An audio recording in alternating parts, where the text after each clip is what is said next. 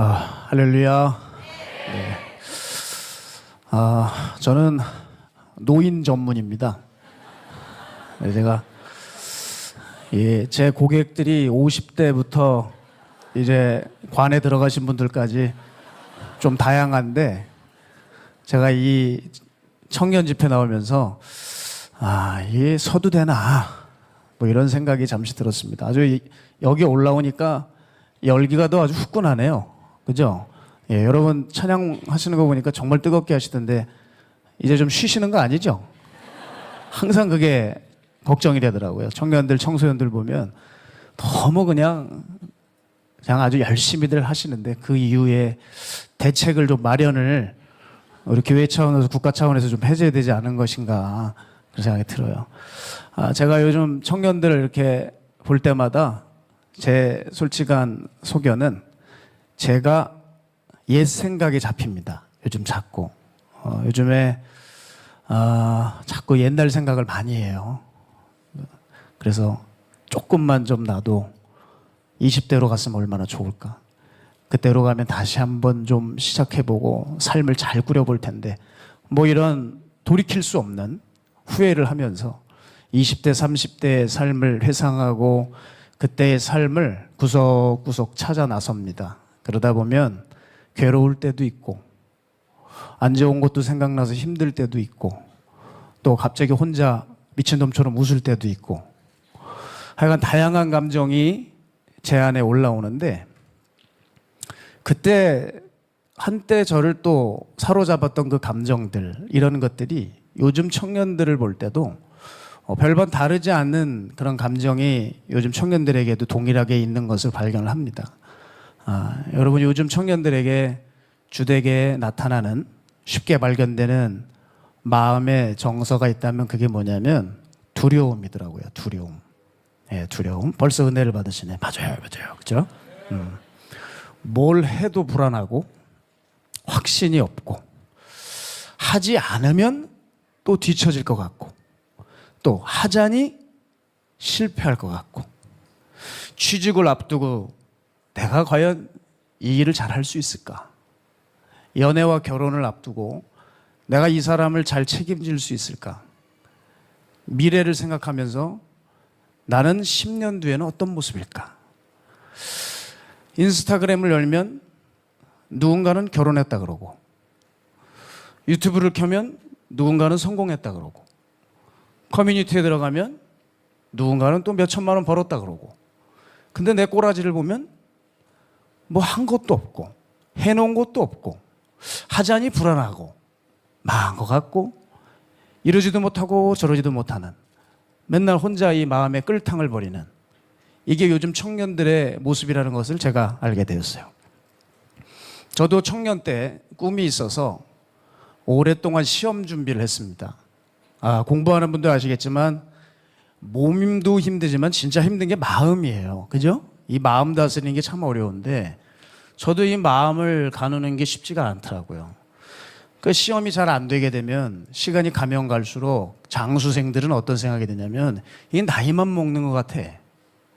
나이만 먹는 것 같고, 또 예전같이 머리도 잘 돌아가는 것 같지도 않고, 그냥 하루하루가 초조하고 막막하고, 그 두려움이 와요. 두려움이. 그게 제게도 있었어요.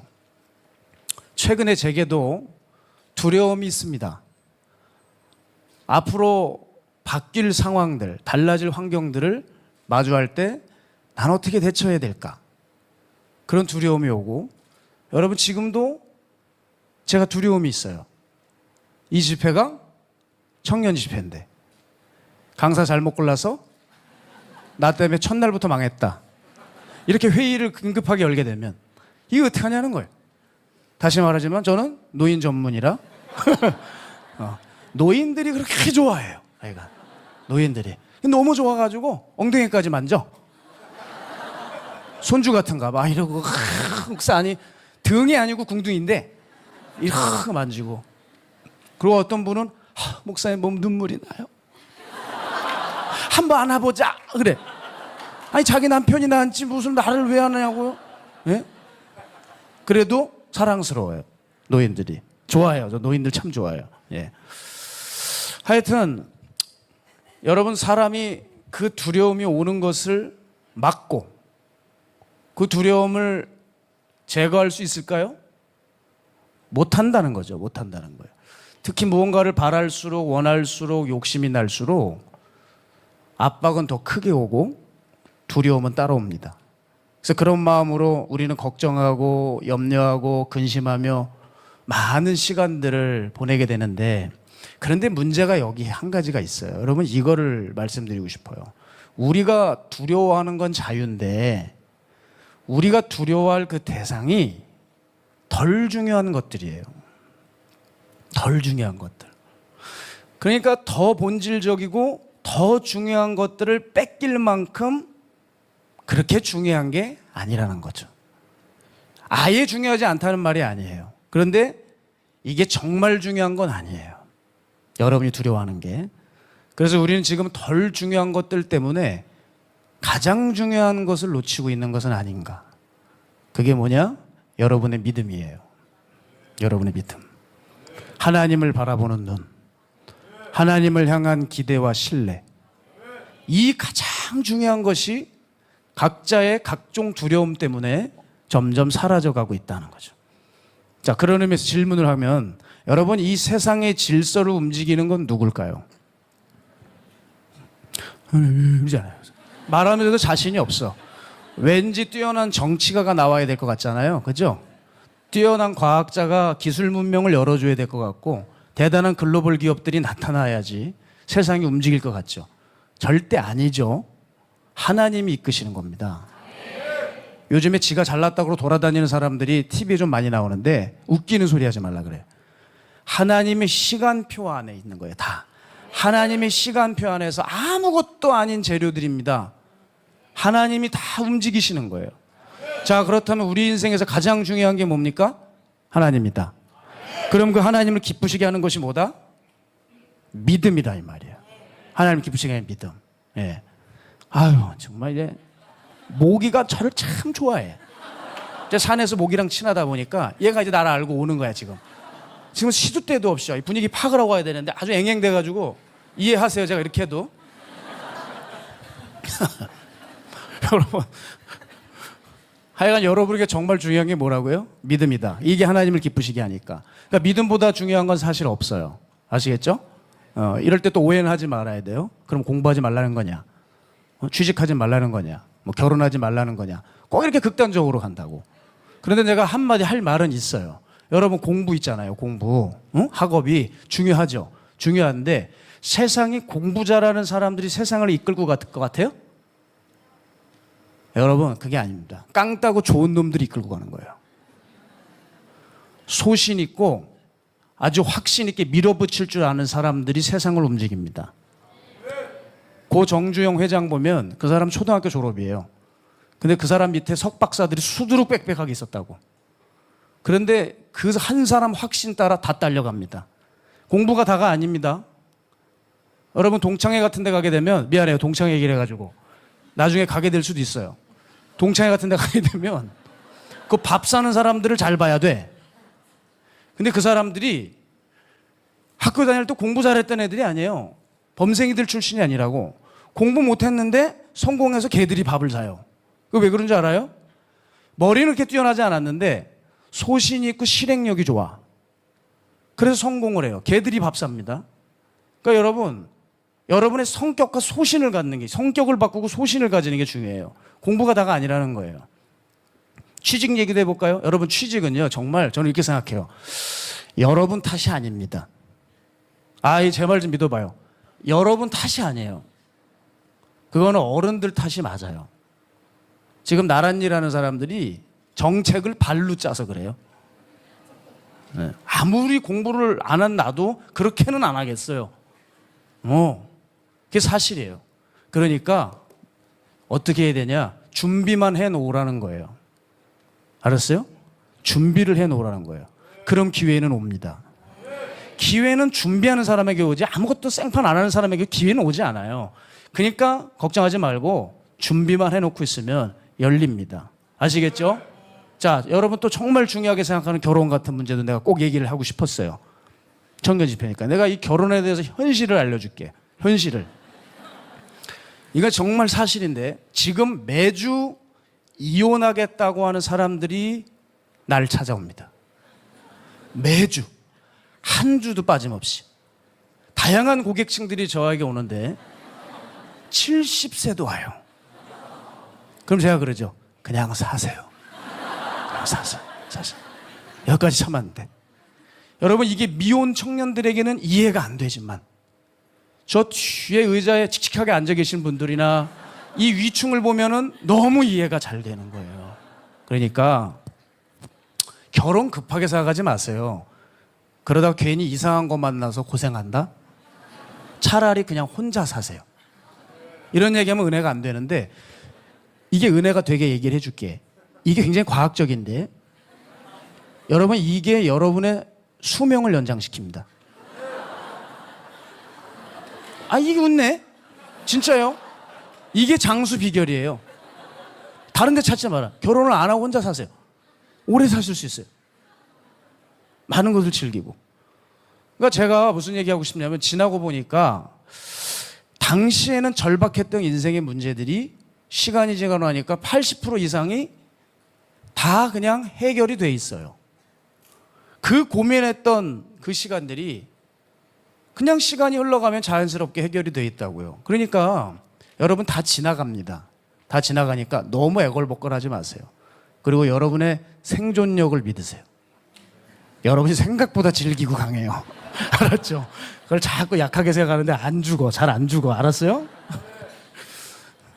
그러니까 진짜 문제는 뭐냐면 지금 말씀드린 이런 문제 자체가 아니라 이 문제를 바라보는 내 태도가 문제인 거예요. 두려움 때문에 주님을 못 보죠. 염려하기 때문에 하나님의 인도하심인데 그걸 신뢰를 못하죠. 초조하다 보니까 지금 순종해야 될 때인데 이 순종을 못하고 미루는 거예요. 그러니까 우리는 지금 덜 중요한 것 때문에 가장 중요한 것을 믿음을 놓치고 있다는 거예요. 성경은 이렇게 얘기합니다. 디모데후서 1장 7절 보면 하나님이 주신 것은 두려워하는 마음이 아니오. Everybody say.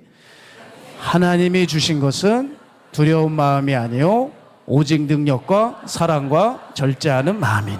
아멘이죠? 두려운 마음은 하나님이 주신 마음이 아닙니다. 두려움에 잡혀 있으면 정말 중요한 것들을 놓치게 돼요. 오늘도 말하잖아요. 능력도 놓친다. 사랑도 놓친다. 절제도 놓친다. 성령이 주시는 마음들 죄다 놓친다는 거예요.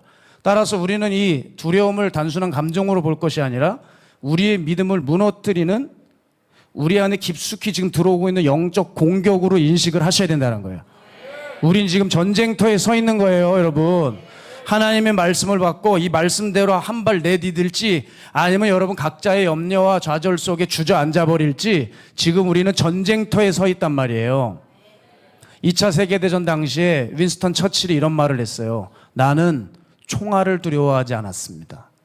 내가 정말 두려워했던 것은 지도자로서 책임을 가지고 결정과 선택을 내려야 할 순간이었습니다. 그랬어요.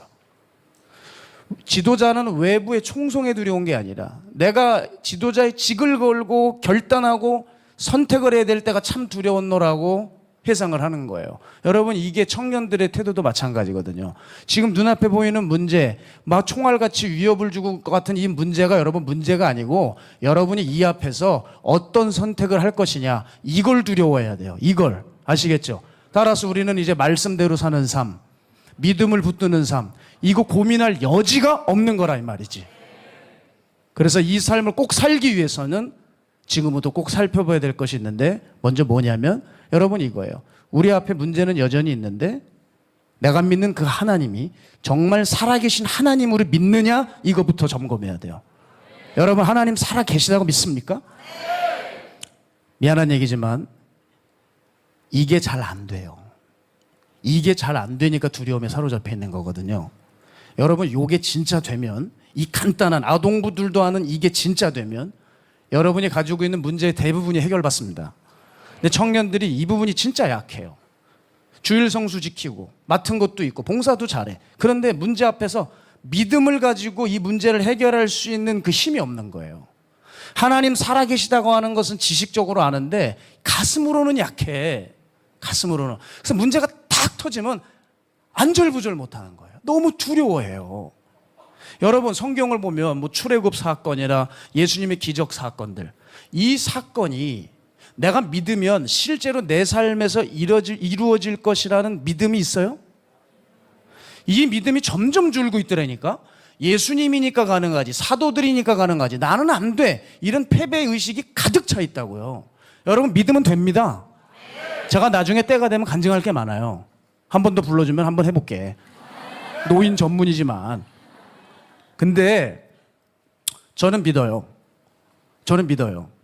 하나님 살아계시고 그 말씀대로 살면 되는 걸 믿어요. 저 그러다 보니까 우리 공동체에 지혜 은사를 받은 목사님이 있어요. 어려서. 안타깝게 지금은 잃어버리셨지만 그 은사를 받은 분이 있어요. 목사님이. 그래서 그분과 가까우니까 제가 그분에게 늘 지혜 은사를 물어요. 어떻게 받았냐? 어떻게 됐냐? 관심이 많아. 근데 뭐라 그러냐면 정말 지혜 은사가 그 신기한 거더라고요. 시험을 볼 때 팝업창이 뜬대요. 팝업창이 정말 떠서 그냥 이렇게 보고 쓴대요. 근데 문제가 있대요. 한 번 봐야 된대요. 한 번 보면 그게 그대로 뜬대요, 머리에. 그래서 자기가 테스트를 했대요. 영어 사전을 A부터 F까지 한 번 다 본 거예요. 그냥 예문까지 싹. 그랬더니 세상에 그게 그대로 뜨더래요. A부터 F까지. 그 사전에 얼마나 많은 단어와 문장이 있어요. 그게 다 뜨더래요. 이분이 뭐라 그러시냐면 그거 지금 나 가지고 있었으면 세계적인 설교자가 됐을 거래요. 그렇지 않습니까?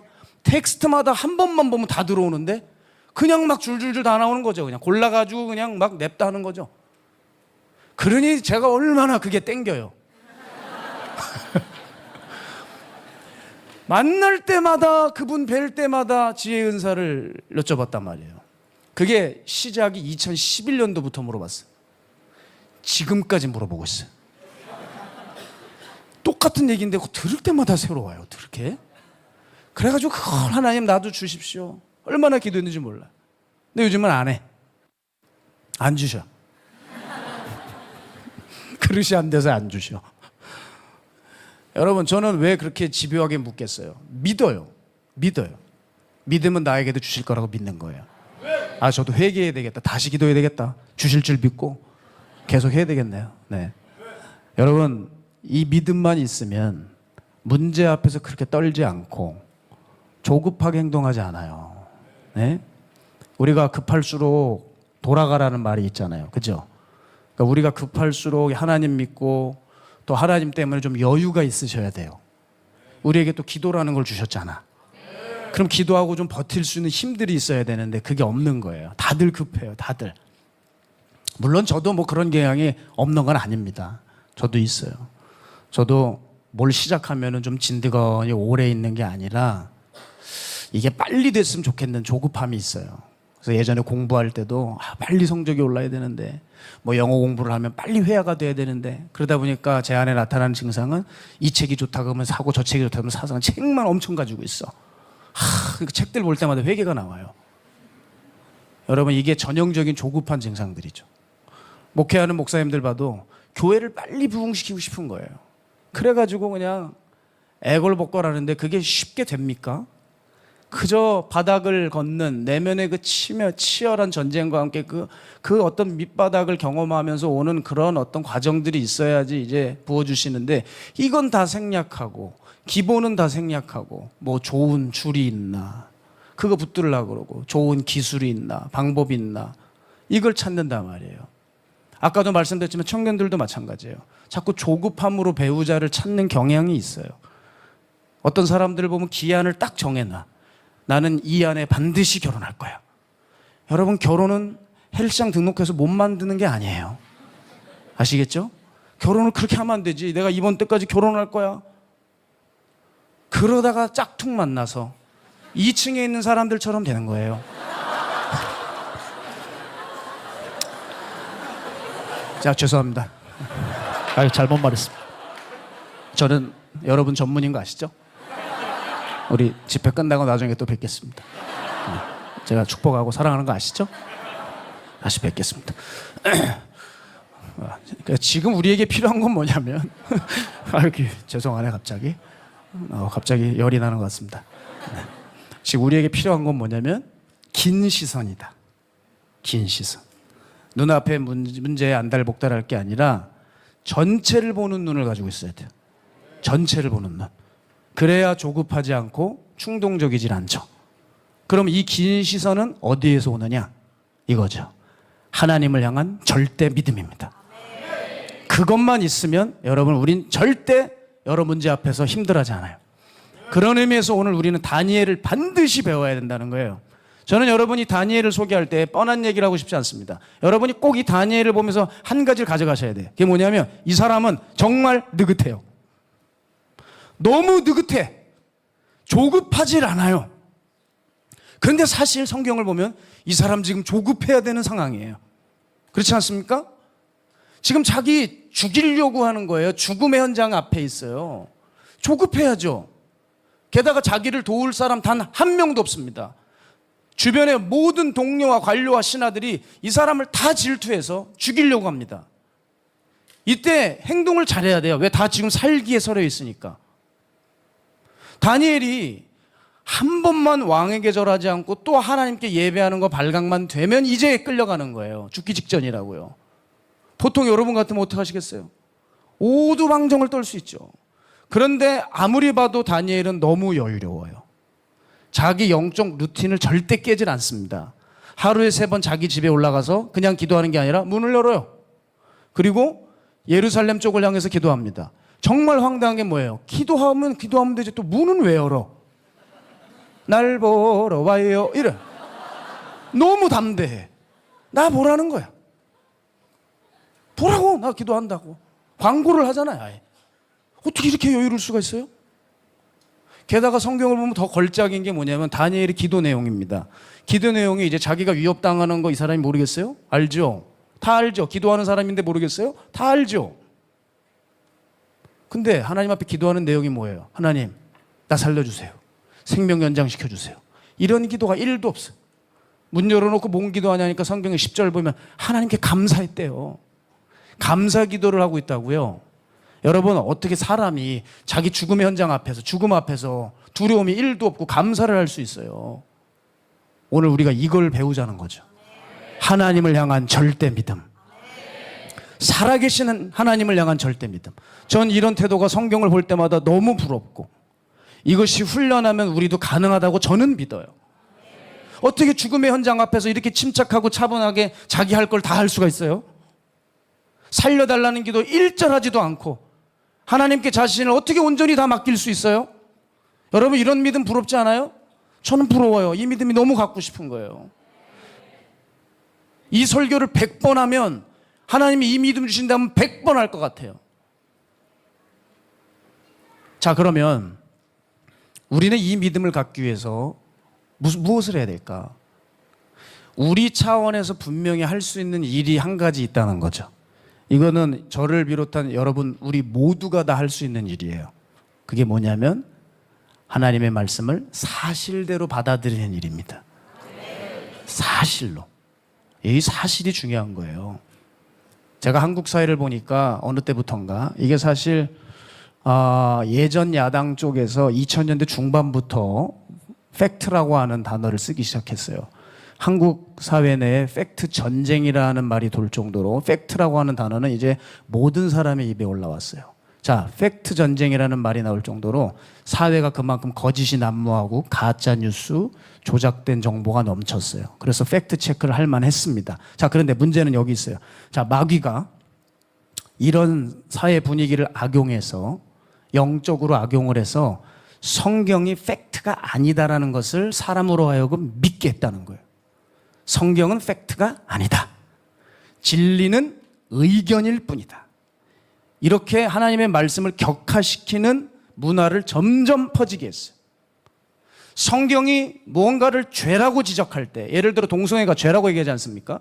만약에 이걸 죄로 지적하면 이 현 세대는 그걸 무리수라고 생각하고 저거 과민 반응이다라고 여기는 거예요. 그런데 여러분, 성경은 분명히 말하고 경고하고 있어요. 로마서 6장 23절 세 번역으로 가져왔어요. 함께 읽습니다. 시작. 죄의 삭은 죽음이요 하나님의 선물은 우리 주 예수 그리스도 안에서 누리는 영원한 생명입니다. 계시록 21장 8절 그러나 비겁한 자들과 신실하지 못한 자들과 가증한 자들과 살인자들과 음행하는 자들과 마술쟁이들과 우상 숭배자들과 모든 거짓말쟁이들이 차지할 몫은 불과 유황이 타오르는 바다뿐이다. 이것이 둘째 사망이다. 아멘. 이게 무리수입니까? 사실이에요. 사실. 그런데 이 사실도 부정하려고 드니까 죄가 사회에 기세를 부리고 사람들은 치명적인 대가를 치르게 된 거예요. 여러분 잘 들으세요. 세상에서 가장 무서운 게 뭔지 알아요? 감정도 아니고 소문도 아니고 사상도 아니고 사실 그 자체입니다. 이 사실이면, 이게 사실이면 그 사실 앞에 그 어떤 것도 힘을 못 써요. 아무리 힘이 있는 이론도 좋게 느껴지는 감정도 대단한 사람도 이 사실 앞에서는 힘을 못 쓴다는 거예요. 자, 하나님의 말씀은 사실입니다. 반드시 성취되는 진리인 것입니다. 아시겠죠? 그렇기 때문에 여러분 이 말씀이라고 하는 이 팩트 사실을 여러분의 삶에 어디까지 가져가서 그 말씀을 믿고 따르느냐, 여러분 여기가 관건이에요. 제가 일전에 이 이야기를 접했을 때 놀랐어요. 스코틀랜드에서 있었던 일인데 스코틀랜드에 고아원이 있는데 이 고아원은 지적장애 아이들만 다루는 고아원이에요. 그러니까 이 지적장애가 있으니까 아이들이 이해력이 떨어지니까 선생님들이 이 아이들에게 교육을 할 때 율동과 놀이를 통해 가르쳐요. 성경 이야기도 가르치는데 율동으로 가르쳐요. 선생님이 막 이렇게 하는 거예요. 세 분 안에 한 분이 있고 한 분 안에 세 분이 있어요. 그러는 거예요. 삼위일체죠. 율동으로 막 이렇게 가르쳐요. 그럼 아이들은 그것을 따라하고 이해했어요. 그런데 그 중에서 한 아이가 있었는데 듣지 못하는 아이가 하나 있는 거예요. 그래서 이 아이도 그 선생님의 율동을 보면서 막 쫓아가고 따라하면서 듣지는 못했지만 그 율동을 따라해요. 그런데 그 어느 누구도 이 아이가 무슨 생각을 하는지 어디까지 이해를 했는지 알 수가 없었어요. 그러던 어느 날 그 고아원에 화재가 났습니다. 건물이 다 탔고 인명피해가 일어났어요. 소방관들이 성급히 들어가 봤지만 이미 많은 사람들이 다치고 죽고 건물이 황폐해졌어요. 그런데 안타깝게도 거기 쓰러져 있는 아이가 있는데 바로 그 듣지 못하는 아이가 숨져 있었어요. 근데 그 소방관이 그 아이를 보았을 때 이상한 것을 발견했어요. 아이의 손 모양새가 좀 특이한 거예요. 그래서 자세히 조사를 해보니까 그 아이의 손 모양새가 율동 때 배운 동작인 거라는 거예요. 이 아이가 어떻게 죽고 있었냐면 뭔가 꽉 붙들고 죽고 있는데 선생님이 이렇게 가르친 거예요. 세 손가락 중에 가운데 손가락을 두고 이게 성자 예수님인데 이 성자 예수님이 너희를 사랑하셔서 십자가에 죽으셔서 우리의 구원자가 되셨다. 이 성자 예수님을 믿으면 우리는 구원을 받는다. 이 아이가 그걸 배운 거예요. 근데 이 아이가 어떻게 죽어 있었냐면 바로 그 성자 예수님을 상징하는 손가락을 꼭 쥐고 죽어 있었대요. 여러분 그 뜨거운 불길 가운데서 그 지독한 연기 가운데서 그 극한의 공포에서 이 아이가 율동 시간에 배운 대로 예수님을 의지하면서 그 믿음으로 손가락을 쥐고 죽어 있었다고요.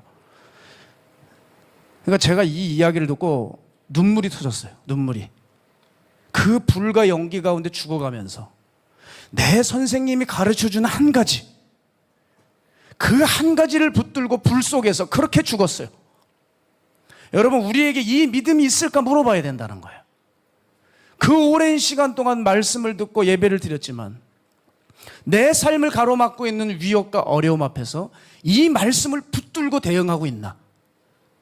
나는 이 극한의 공포 앞에서 주님은 나에게 어떤 분이시고 그 말씀이 얼마나 내게 믿어져서 그 말씀으로 대응하고 있나? 우리 물어봐야 돼요. 우리 상황 속에서 지금 얼마나 믿음 없게 행동하는지를 몰라요. 살아계신 하나님이라고 인정을 안 하려고 그래요. 하나님이 기도를 가르쳐 주셔도 기도하지 않아요. 믿지 않습니다. 믿으면 될 걸, 기도하면 될 거를 머리 싸매고 누워있고 사람 찾아 돌아다니고 또 다른 무언가 의지하고 있는 거예요. 여러분 하나님이 어떤 분이신데 그 아들까지 우리를 사랑하셔서 내어주신 분 아니에요? 아들을 내어주면 모든 걸 내어준 거예요. 저도 자식이 있지만 자식을 내어줬다는 건 말도 안 되는 일이잖아요. 모든 걸 다 주셨는데 그만큼 여러분이 귀하다는데 주님 말씀하셨어요. 공중나는 새를 봐라. 심지도 않고 거두지도 않고 창고에 모아들이지도 아니하되 너희 하늘 아버지께서 이것을 기르시나니 너희는 이것들보다 귀하지 아니하냐.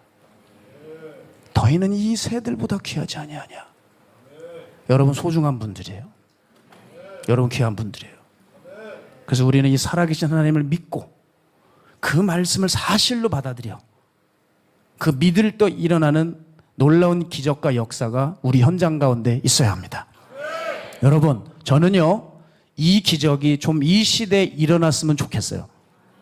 왜냐하면 너무나 세상에 하나님을 우습게 알고 성경을 박물관 고문서 정도로 취급하고 신학을 공부한 사람들도 성경을 믿지 않고 여러분 요즘 예능 프로그램이나 쇼 프로그램 보세요. 언제부턴가 자꾸 교회 용어들을 걔들이 쓰면서 패널들이 쓰면서 함부로 얘기하는 경향이 있어요. 저는 화가 났습니다. 화가 났어요. 이들의 생각이 얼마나 잘못됐고 이들의 입을 틀어막을 수 있는 살아계신 하나님의 역사가 이제 다시 교회 가운데 불어나와야 된다. 기적이 부어져야 된다. 기적을 일으켜야 된다. 여러분 이 기적이 우리 입장에서 기적이지만 성경 입장에서는 상식이거든요. 믿는 자에게 이런 역사가 일어나고 기적이 일어나고 하나님의 놀라운 영광을 보는 거 이게 상식이래요. 상식. 그럼 우리가 그 믿음을 가지고 있으면 여러분의 세대가 그걸 경험할 수 있지 않겠습니까? 저는 이 시대에 기적이 부어져야 된다고 생각한단 말이에요. 근데 여러분이 무엇이 흔들리고 있냐는 거예요. 뭐에 지금 넘어지고 있냐는 거예요. 네? 뭐에? 여러분 그러려고 하나님이 여러분을 부르신 게 아니에요. 하나님을 보여주라고 세상에. 내가 살아있음을 너희를 통하여 증명해 보이시려고 우리를 부르셨는데 여러분이 지금 매여 있는 걸 보시란 말이에요. 우리의 부르심이 뭐예요? 예? 세상 사람들처럼 똑같이 합하고 똑같이 놀고 똑같이 즐기라고 우리 부르셨나요?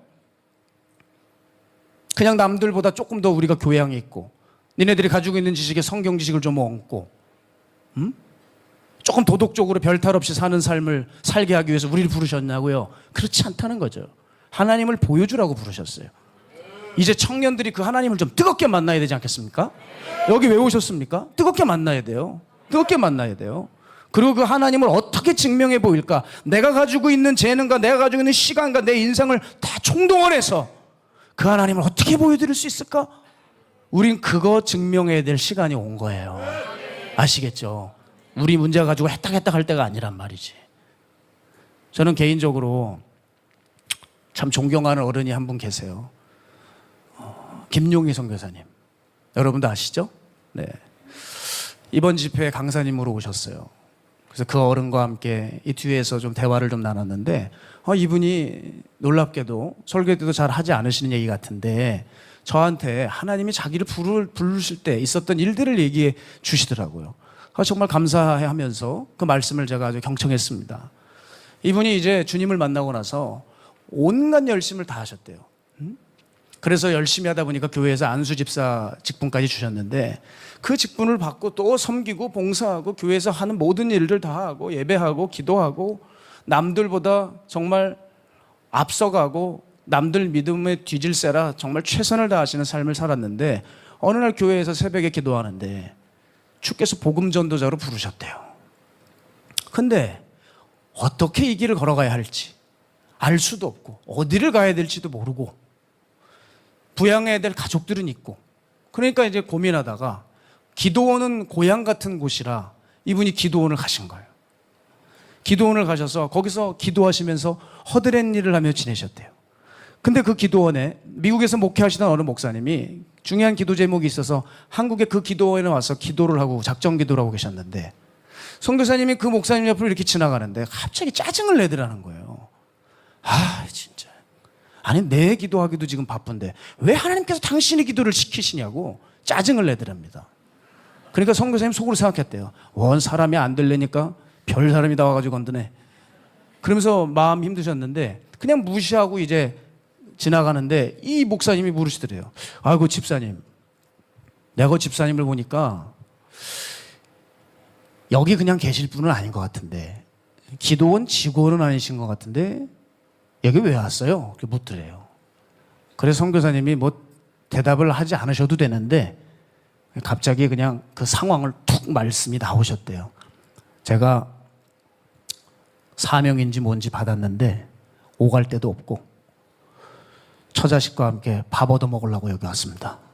그 얘기를 하셨대요. 그랬더니 목사님이 대뜸 이런 말을 하시더래요. 준비 다 됐네. 딱 한 가지만 있으면 되겠네.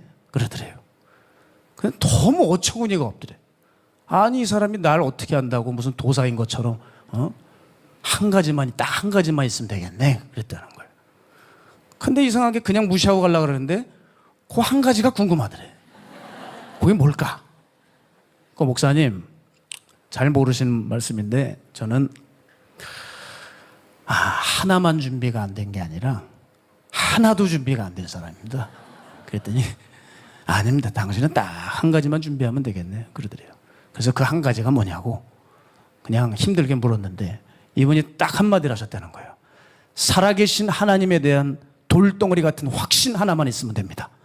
그 말씀을 딱 하시는데 뭐라 그러시냐면 자기 가슴을 쇠망치로 맞는 줄 알았대요. 그때부터 내면이 밑바닥에서 아멘이 터져 나오는데 본인이 예수님 만나고 10년 동안 무언가 목마르고 답답했었는데 이제 그 한 방에 다 뚫려버렸다는 거예요.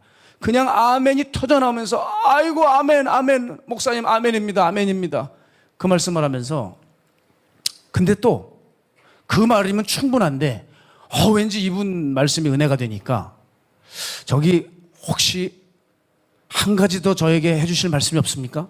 그렇게 묻는 거예요. 그랬더니 이 목사님 뭐라 그러시냐면 말씀을 하시는데 이 말씀이 이 선교사님의 신앙의 좌우명이 됐대요. 지금 말씀하신 그 문장의 해설 같은 말이었는데 이거랍니다. 집사님, 자신의 새끼손가락 하나 드는 것도 내 힘으로 들 수 없다마는 전적인 자기 포기는 하나님의 절대 은총을 가져옵니다. 그러더래요. 자신의 새끼손가락 하나 드는 것도 내 힘으로 할 수 없는 일이지만 전적 자기 포기는 하나님의 절대 은총을 가져옵니다. 이 말씀을 듣는데 가장 너무나 놀랍고 그때부터 결단을 하셨대요. 하나님, 이제부터 저한테 설득하려고 하지 마십시오. 너 이거 할 수 있겠냐 없겠냐 이러지 마시고 만약에 아프리카 영혼들을 건지시거나 하시면 그냥 저한테 라고 하십시오. 그냥 그럼 제가 알아듣고 그냥 달려가고 그냥 주님 따르겠습니다. 그 고백을 딱 하셨다는 거예요. 선교사님 뭐라 그러시냐면 하나님께서 이 대답을 받아내시려고 자기를 10년 동안 여기까지 오게 하셨다는 거죠. 그날 이후 결단하셔서 보따리 몇 개 가지고 그때 셋째 따님이 태어난 지 한 달 되는 그 시간이었는데 그 핏덩이를 데리고 자기가 강원도 산골 오지로 들어가서 폐가 같은 교회에 들어가 그 교회를 세우고 41년 동안 복음 전도자 집회 강사로 섬겨오셨다는 거예요. 그러면서 놀라운 얘기를 하시더라고요. 선교사님이 자기를 왜 부르셨는지 자신을 부르신 것에 대해서 구체적으로 말씀하시는데 저한테 그래요. 목사님, 나를 왜 부르셨냐면 성경의 마지막 때 이 믿음을 보겠느냐? 이 믿음을 보겠느냐? 이 말 한마디 증인되라고 자기를 부르셨대요. 이 현 세대에 오직 믿음이면 충분하냐? 이 세대에 오직 믿음이면 충분하냐? 이 한 문장의 증인이 되게 하시려고 자기를 부르셨대요. 여러분, 이분은 자기 부르심을 달성했어요. 오직 믿음이면, 오직 복음이면, 오직 예수면 충분하다는 이 사실을 본인의 삶에서 증명해 내셨어요. 지금도 폐자 붙은 거는 다 가지고 오시고 섭렵하셔서 폐가, 폐교, 폐차 그 속에서 무명의 선교사님들과 함께 무소유로 공동생활 하시면서 공동체 생활하시면서 그 믿음이면 충분하다라고 하는 것을 증명해 내시고 계신 거예요. 여러분, 이 선교사님은 자신의 부르심을 달성했어요. 제가 이 이야기를 들으면서 부끄러우면서 무슨 생각이 들었냐면 문제는 나다. 여러분, 문제는 저와 여러분입니다. 우리가 그 하나님을 이제 증명하고 믿음을 증명해야 될 차례인데 문제는 지금 우리의 믿음이 너무 허약하다는 거죠. 우리는 하나님을 사람들에게 보여주기는커녕 내 속에서 하나님이 정리가 안 됐어요. 따라서 우리가 시급하게 해야 될 문제는 뭐냐면 말씀을 사실대로 믿는 것뿐만 아니라 내 믿음을 허약하게 만드는 것들을 멀리해야 돼요. 내 믿음을 허약하게 만드는 걸.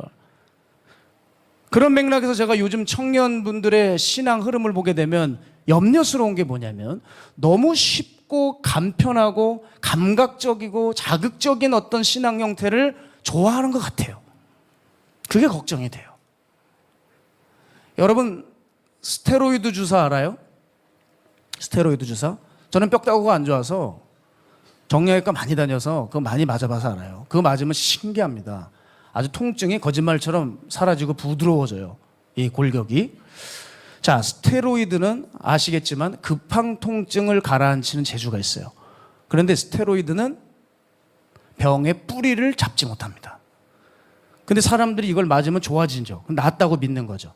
그래서 이걸 오래 투약을 하게 되는 거예요. 투약을 놔주지도 않지만 오래 투약하게 되면 무슨 일이 벌어지냐면 내 몸이 스스로 싸우는 기능을 잃어버려요. 자, 그런 의미에서 영적 스테로이드가 있다는 것을 제가 알았어요. 신앙의 근본은 치료를 못 해주는데 일시적인 효과를 주는 것들이 있어요. 어느 날 뜨거운 집회 한 번, 감정을 건드리는 감정적인 찬양 한 곡, 설교자의 따뜻한 위로 한마디, 내가 고집하고 좋아하는 목회자의 설교와 그 집회, 여기에 거하면 내 마음은 진정을 누리고 마음이 평안함을 느끼는 거예요. 말씀이 무슨 내용을 전하느냐, 말씀의 본질이 뭐냐, 이게 아니라 사람과 분위기와 느낌을 중요하게 여겨서 거기서 안정감을 느끼면 내가 치료받고 있다고 하는 생각에 빠지는 거죠. 여러분, 이게 스테로이드 주사 계속 맞는 거랑 다른 게 없는 거예요. 영적 스테로이드를 조심하셔야 돼요. 지금 당장 신앙이 잡히는 것 같고 속이 풀린 것 같고 시원하고 하지만 근본은 건드리지도 못하는 거예요. 죄와 스스로 싸울 수 있는 능력은 여전히 상실하고 영적인 면역력은 잃고 점점 여러분은 약해가는 거예요. 진리 없이, 말씀 없이, 순종 없이 이 감각적, 감정적 자극에만 의존하는 신앙생활은 위험한 거예요. 그런 맥락에서 한 가지 제가 우려스러운 게 뭐냐면 요즘 예배 형태가 좀 변화되고 있는 것 같아요. 저는 예배 형태가 변화되는 거에 대해서 동의하고 인정합니다. 근데 한 가지 우려스러운 게 뭐냐, 청소년들과 젊은이들 대상으로 찬양 집회만 너무 늘고 있는 것 같아요. 저는 여기서 문제 제기를 할 수밖에 없어요. 여러분, 찬양 집회가 나쁘다는 게 아닙니다. 찬양 집회 좋죠. 찬양을 통해 하나님 만날 수 있고 또 하나님의 은혜를 누리는 통로가 되죠. 근데 그것만 늘고 있어요. 기도에도 늘어나야 돼요. 심령을 개간시키는 부흥에도 늘어나야 돼요. 근데 요즘 한국교회를 보세요. 찬양 집회만 늘어나고 있어. 왜 그런 줄 알아요? 청년들이 거기에만 줄 선다는 거예요. 사람들이 거기 자꾸 줄을 서고 글르고 마니까 찬양 집회가 대세인 줄 알고 여는데 여러분, 이거 조심해야 됩니다. 뭔가 영적으로 균형이 깨져가고 있는 거고, 이게 젊은이들의 이 실상을 그대로 보여주는 거죠. 힘들고 어려운 거는 싫어하고 쉽고 간편하고 감각적이고 자극적인 것들을 원하는 거죠. 그거를 통해서 어떤 내 느낌이 충족이 되면 내가 은혜 받았다 생각하는 거죠. 그런데 문제가 뭔지 알아요? 그 다음에 바뀌는 삶은 아무것도 없어요. 미국의 유명한 기독교 작가신 이 버지니아 스템 오웬스 교수님이 이런 말을 했어요. 제가 좀 자막을 띄워달라고 했는데 한번 보시죠. 이분이 이런 말을 했는데, 지금 기독교 서점의 벽보들에는 부흥의 광고가 없다. 대신 기독교 콘서트 광고가 덕지덕지 붙어있다. 자, 여러분, 제가 이 글을 읽고 너무 깜짝 놀란 게 뭐냐면 이게 불과 20-30년 전에 쓴 이야기예요. 근데 보세요. 이제 지금 이 시대에 기독교 서점도 사라져가고 있어요. 그리고 찬양 콘서트는 이전보다 훨씬 더 많아졌어요. 그런데 기도회나 우리의 심령을 주님 앞에 드릴 수 있는 뜨거운 집회와 말씀과 훈련은 있습니까? 점점 줄어들고 있어요. 그러니까 여러분이 어떤 집회나 모임에 참여하는 건 자유인데요, 그 후에 반드시 여러분의 삶을 점검해야 돼요. 내가 여길 다녀온 후에 하나님을 경외하는 마음이 생기나? 내가 하나님 말씀대로 순종하나? 내가 세상에 물들지 않고 세속에서 자신을 지켜서 마음을 지키고 있나? 내가 제자로서 살 수 있나? 반드시 체크하셔야 된다는 거예요. 왜냐하면 사람들이 점점 단맛에 길들여져 가고 있어요. 오히려 힘들어도 말씀을 들어야 됩니다.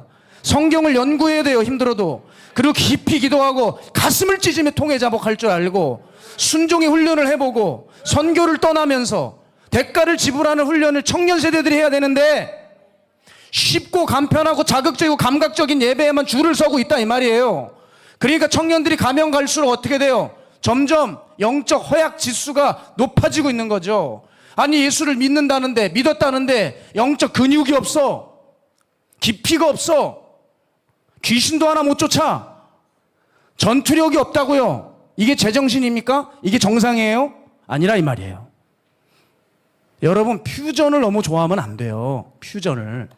오리지널을 좋아하셔야 돼요. 그래서 양념통닭도 안 먹어. 뭐가 거기 들었는지 내가 어떻게 알아요? 네? 퓨전 음식도 그래요. 너무 뭘 넣었는데 나 불안해. 그거 먹다가 암 걸려요. 여러분 제가 암환우 전문입니다. 너무 죽는 사람들을 많이 봤어요. 근데 제가 암환우들 섬기면서 여러분 놀라지 말아요. 여러분 나이 때 많이 죽어요. 암 걸려서. 왜 그럴 것 같아요? 음식이에요. 환경이요? 여러분 다 필요 없고 여러분 뱃속으로 들어가서 가장 다이렉트로 직격탄을 날리는 게 뭘까요? 음식이에요. 뭐가 들어있는지를 모른단 말이에요. 꼭 우리 예배나 이런 것들이 꼭 그래요. 너무 섞어놨어. 난 이게 뭔지를 모르겠어요. 가끔은. 가끔은. 그래서 우리들 찬양도 너무 감각적인 거 좋아하지 마시고 찬송가도 좀 부를 줄 알아야 돼요.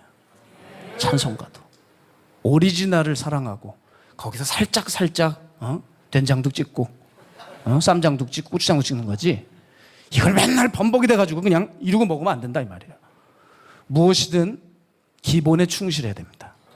신앙도 마찬가지예요. 내 뼈를 세우는 진리, 나를 회개하게 만드는 말씀, 실질적으로 내 영혼을 강력하게 해주는 강도 높은 훈련, 이런 것들을 시도하고 노력해서 이 거칠고 거친 이 세상을 이겨나갈 수 있는 내공을 가지고 있어야 한다는 거죠.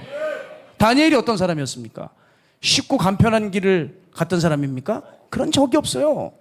어릴 적 바벨론 포로로 끌려와서 왕의 사내 진미를 거절했습니다. 이건 뭐냐? 자기 목숨 걸었다는 얘기잖아요. 어린 애가 그때부터 그렇게 살았어요. 그리고 노년이 된 지금 사자굴에 들어가기까지 다니엘의 삶을 보세요. 그의 신앙은 결코 달콤한 초콜릿이나 먹는 신앙이 아니었다는 거예요.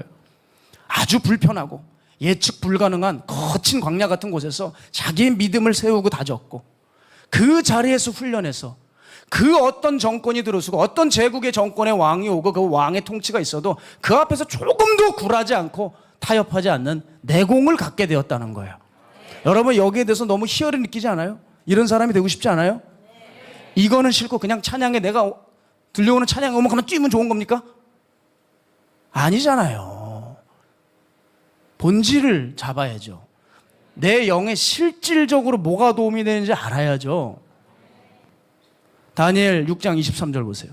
왕이 심히 기뻐서 명하여 다니엘을 굴에서 올리라 하매 그들이 다니엘을 굴에서 올린즉 그의 몸이 조금도 상하지 아니하였으니 이는 그가 자기의 하나님을 믿음이었더라. 믿음은 이런 거예요. 믿음은 감각이 아니라고. 보기 좋은 거, 듣기 좋은 거, 느낌이 좋은 거, 그게 믿음이 아니에요. 피부에 바로바로 즉각적으로 반응이 오는 감각적인 만족이 믿음이 아니고 좀 투박해 보여도 답답해 보여도 거칠어 보여도 그 믿음이 진짜 우리를 살리는 믿음이다 이 말이죠. 여러분 이 시대에 보세요. 지나간 어떤 시대보다 혼탁합니다. 전 지금 이 시대에 살아가는 청년들 보면 되게 불쌍해요. 우리 때도 말세라 그랬거든요. 지금은 정말 심하잖아요. 내가 이 시대의 청년으로 살아가지 않은 게 다행이다 이런 생각이 나올 정도로 도대체 어떻게 자기의 마음과 신앙을 지킬 수 있을까? 이 시대 얼마나 타락하고 음란하고 혼탁하고 더럽습니까? 이 세대에 여러분 어떻게 마음 지키고 믿음 지킬 거예요? 예? 설탕물 같은 감성신앙들 좋아하시겠습니까? 이걸로 이길 수 있을 것 같아요? 여러분 마귀가 그렇게 만만한 존재가 아니에요. 우리 예배 드리고 있지만 우리 은밀한 곳에서 죄 얼마나 무너집니까? 그 당하면서도 그 기분 안 나쁩니까? 자존심 안 상해요? 지긋지긋하지 않아요? 그런 마귀 역사? 예? 지긋지긋하잖아. 쉽지 않잖아요. 모르는 척 하지 마.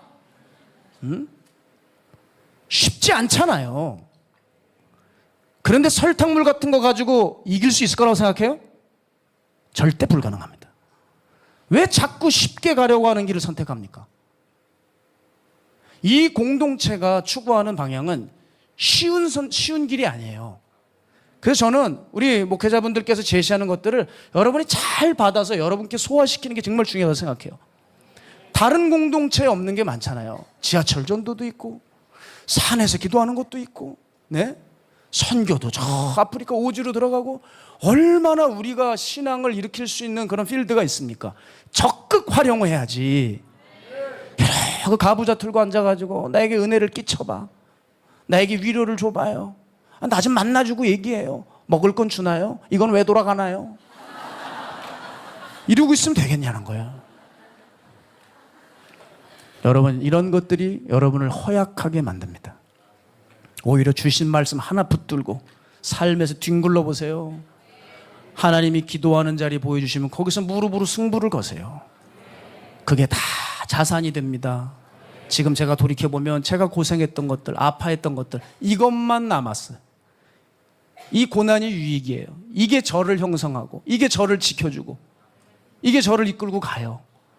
십자가가 처음엔 부담스럽죠. 그러나 나중에는 어떻게 돼요? 십자가가 나를 이끌고 가는 거예요. 경건의 훈련이 처음에 힘들죠. 그러나 하다 보면 그 경건이 나를 이끌고 가요. 나를 붙들고 가요. 내 안에 들어온 말씀들이 끌고 가고 있어요. 어느새 내가 쌓아놓은 기도가 나를 보호하고 나를 지켜주고 나를 이끌어줘요. 그러니까 순종하라고요. 순종하라고요. 그 하나님 살아계시니까. 네? 제가 주의 종으로 부림받고 보니까 주의 일하는 사람들 마귀가 가만두질 않더라고요. 조명도 가만두질 않아.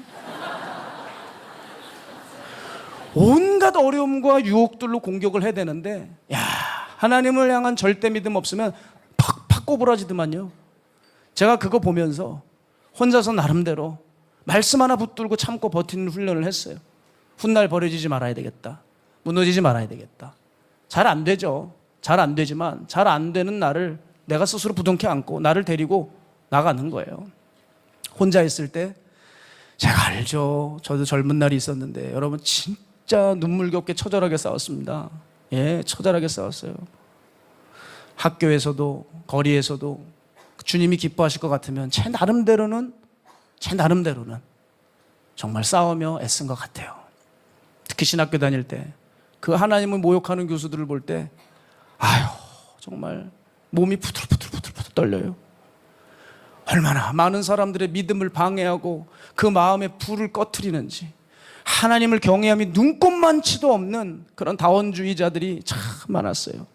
듣고 있자니 숨이 막히고, 이걸 그냥 넘어가자니 분명히 잠 못 잘 것 같고, 내가 이거를 그냥 참고 넘어가면 너무 비겁한 사람이 돼서 이게 후회가 남을 것 같고, 죄책감이 있을 것 같고, 평생에 이게 짓눌릴 것 같고, 몸이 막 부들부들 떨려요. 진짜 몸이 부들부들.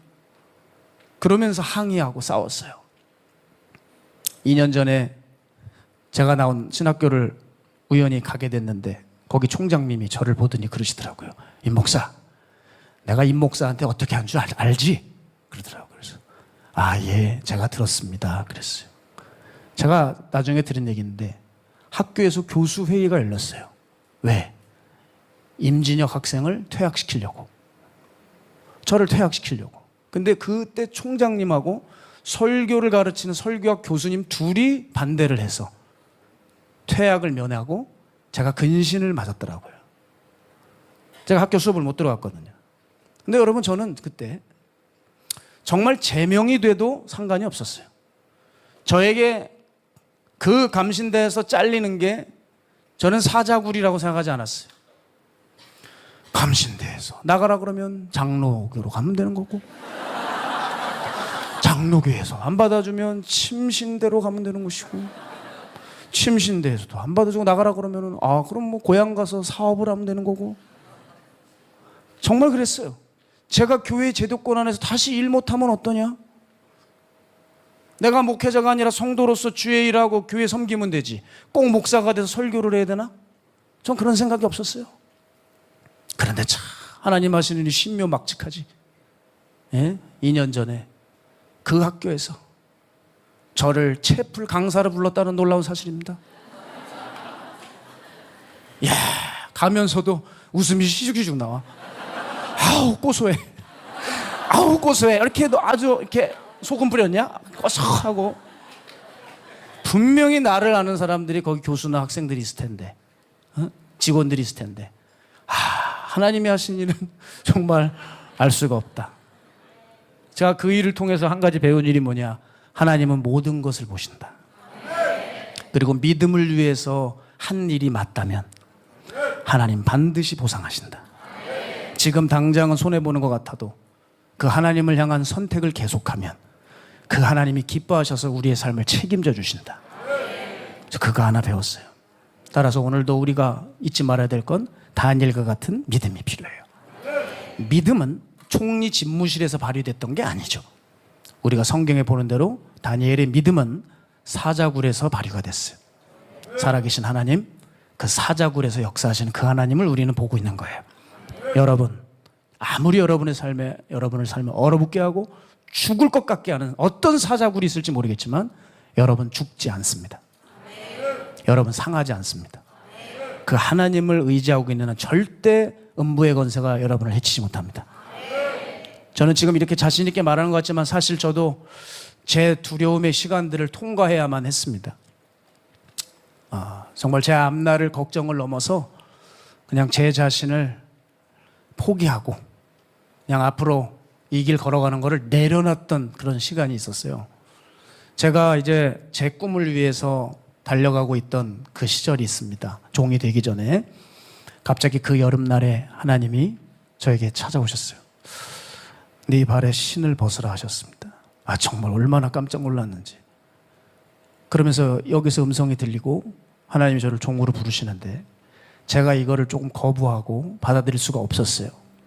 근데 제 삶이 그때부터 일상생활이 되질 않았습니다. 모든 걸 봐도 다 눈물밖에 안 나고 그냥 제 머리 위에서 그 은혜가 쏟아지는데 뭐 고개만 숙이고 다녔어요. 그냥 생활이 안 돼요. 가슴이 막 이상하고 뭐 책을 보려고 그러면 눈물이 나고 뭘 하려고 그러면 힘들고 결국에 순종함으로 저는 신학대학을 입학을 했습니다. 참 은혜 가운데 저는 입학을 하게 되었어요. 근데요, 신학생이 됐잖아요. 그런데 자라고 하는 녀석은 얼마나 강하고 질긴지 제 자신을 내려놓지를 못하게 하는 거예요. 제가 신학대학교 1학년 때의 모습은 지금도 부끄러워서 그때 당시 저를 봤던 사람들은 저게 무슨 신학생이야? 할 것 같아요. 제 자신도 너무 부끄럽습니다. 왜냐하면 제 안에서도 답이 안 났으니까. 순종을 해서 신학대학까지는 왔지만 마음이 잡히지 않으니까 어떻게 종의 길을 걸어가야 될지 모르겠어요.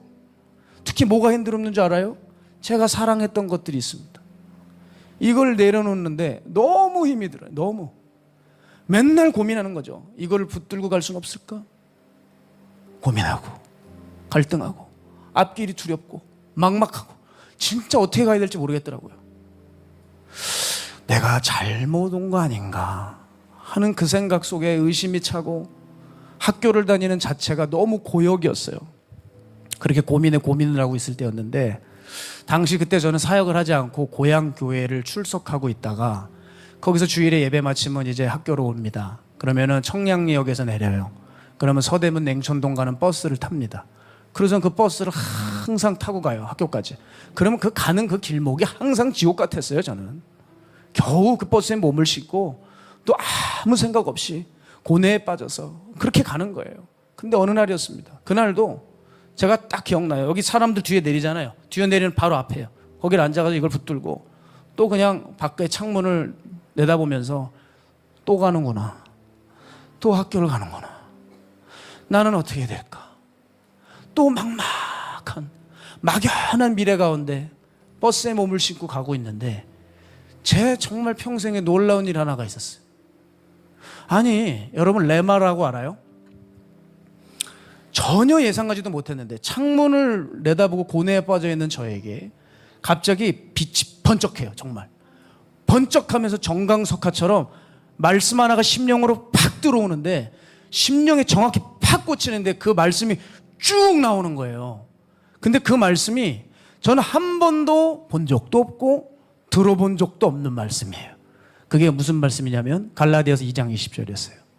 내가 그리스도와 함께 십자가에 못 박혔나니 그런즉 이제는 내가 산 것 아니요 내 안에 그리스도께서 사시는 것이라. 이제 내가 육체 가운데 사는 것은 나를 사랑하사 나를 위하여 자기 자신을 버리신 하나님의 아들을 믿는 믿음 안에서 사는 것이라.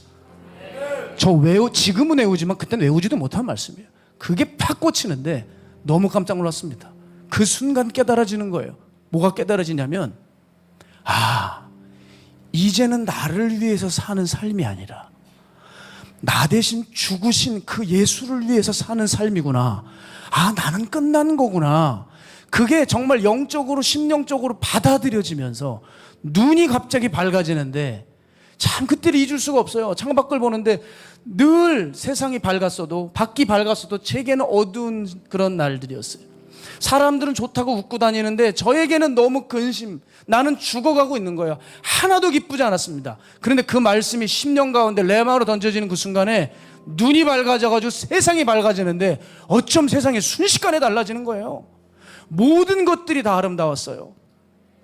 길에 그 아스팔트 사이로 올라와 있는 그 풀 한 포기도 너무 아름다웠어요. 모든 것이 아름답고 그때부터 마음 안에 무슨 일이 생기냐? 두려움이 거쳐지더라고요. 앞날에 대한 두려움이 사라지고 마음에 어떤 힘이 올라오기 시작하는데 그때 제가 결단을 했습니다. 저를 붙들고 제가 사랑했던 것들 하나씩 하나씩 잘라내기 시작을 했어요. 쉽지 않았습니다. 그런데 해낼 수 있는 힘을 주셨더라고요. 그 말씀이. 그래서 그 말씀으로 잘라내고 제가 그때부터 결단하고 짐을 다 싸서 여기 마가야 다락방에 와서 살기 시작하고 본격적인 훈련을 멘토 밑에서 시작했던 겁니다. 자, 그때를 잊을 수가 없어요. 지금도 그때 주신 은혜를 저는 일부러 꺼내요. 왜? 내 삶이 어둡고 막막했을 때 주의 말씀이 갑자기 찾아오셔서 갑자기 호련히 일방적으로 쑥 찾아오셔서 내 마음을 송두리째 다 빼앗아 가시고 덜 중요했던 것들을 다 제하시고 정말 중요한 게 뭔지 내게 보이셨던 그날, 제가 그날 이후로 제 삶은 바뀌었습니다. 그리고 보다 분명한 믿음으로 이제 주님을 따라야겠다고 결단한 시간이었죠. 시편 34편 4절 보면 내가 여호와께 간구하매 내게 응답하시고 내 모든 두려움에서 나를 건지셨도다. 내 모든 두려움에서 나를 건지셨도다. 제 신앙 고백입니다. 사랑하는 여러분, 말씀을 마치겠습니다. 하나님 살아계십니다. 그 말씀은 능력입니다.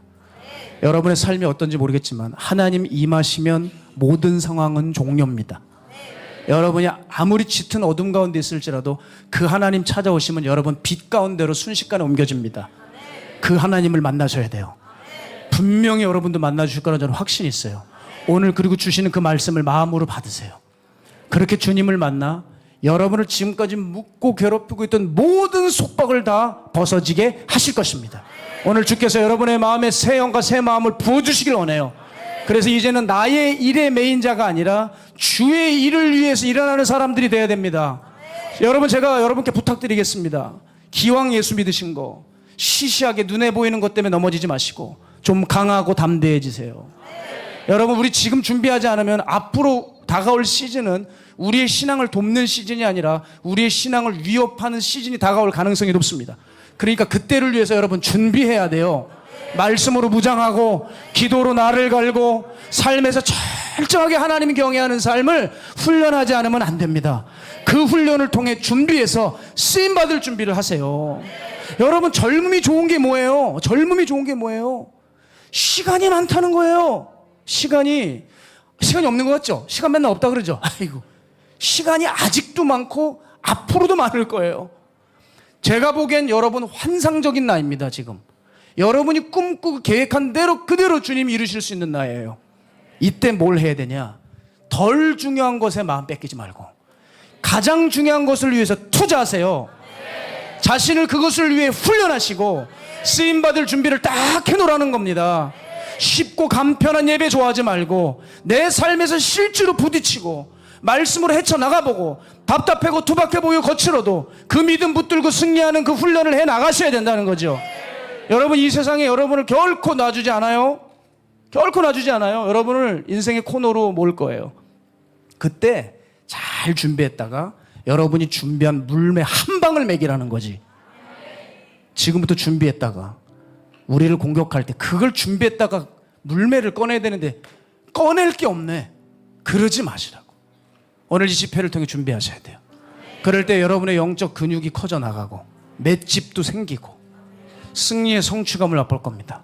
여러분, 순종을 해봐요. 순종을 하다 보면 하나님이 함께 해주시거든요. 은혜를 줘요. 그 작고 큰 성취가 쌓이고 쌓여서 더 크고 더 위대한 일을 할 수 있게 되는 거예요. 그러니 여러분, 달콤한 설탕물 뱉어버리고 문제 앞에서 얼어붙지 말고 담대해지세요. 흔들리지 마세요. 피하지 마십시오.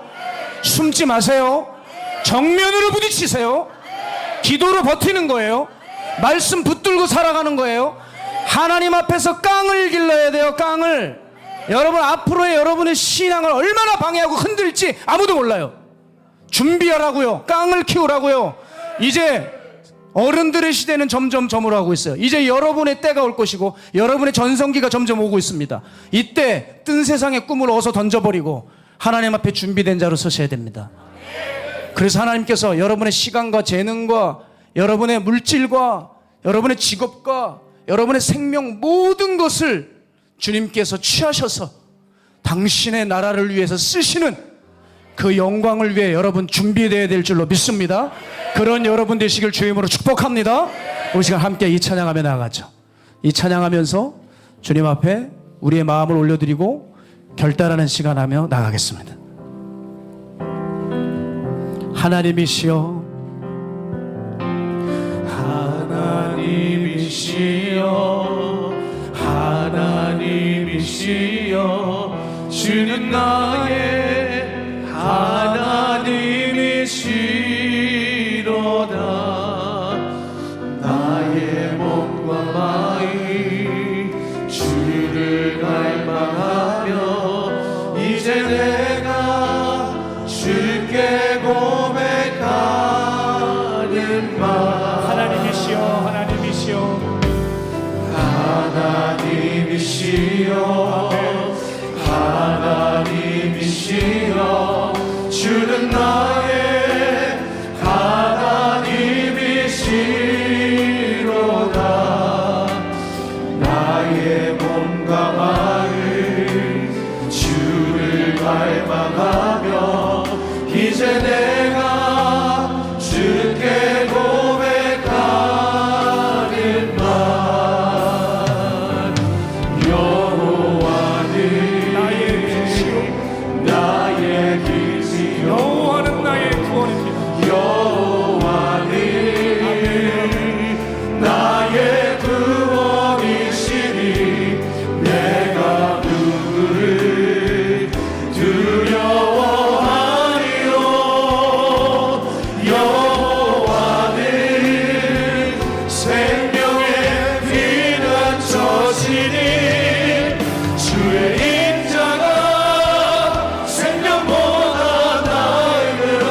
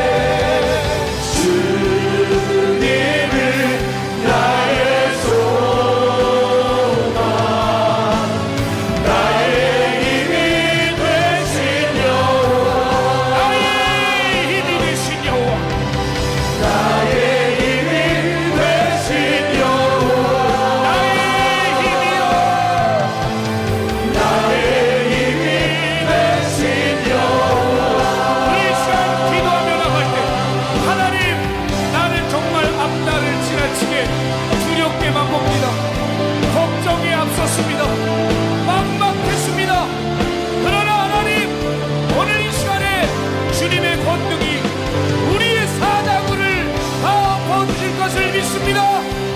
우리에게 주님을 향한 돌덩어리 같은 확신을 주시옵소서. 현실에 붙들리지 않게 하여 주시옵소서. 믿음의 눈으로 살아계신 하나님을 보게 하여 주시옵소서. 오늘 이 시간 주님 이름 세 번 외치고 기도합니다.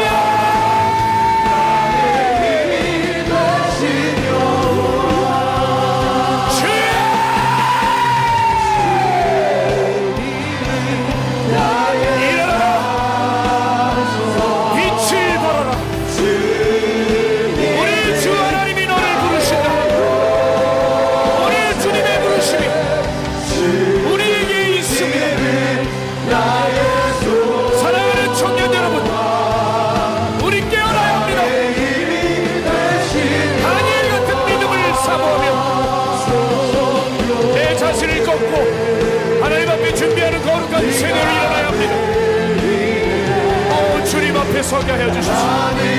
현실에 붙들리지 않게 하여 주십시오.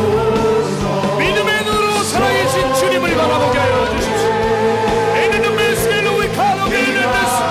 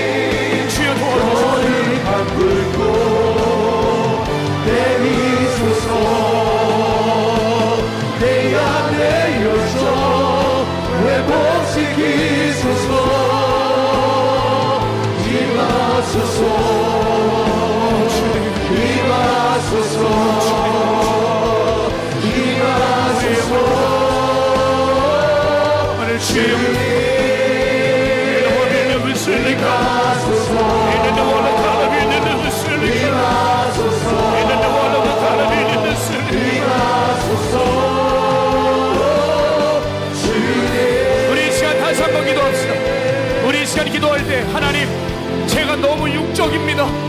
하나님, 내 안에 더러운 죄를 끊지 못합니다. 중독들이 있습니다. 순종해야 하는 거 알고 따라야 하는 걸 알지만 세상을 버리지 못하오니 주여 회개합니다. 우리 다시 주님의 말씀 앞에 서게 하여 주시옵소서.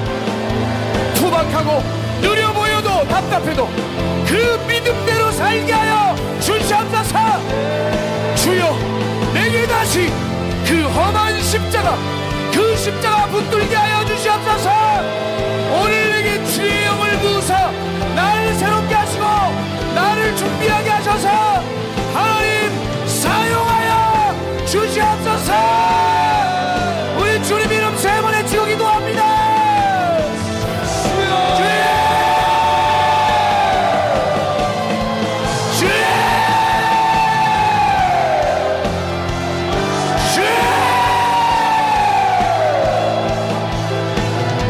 주님, 더러운 죄가 끊어지게 원합니다.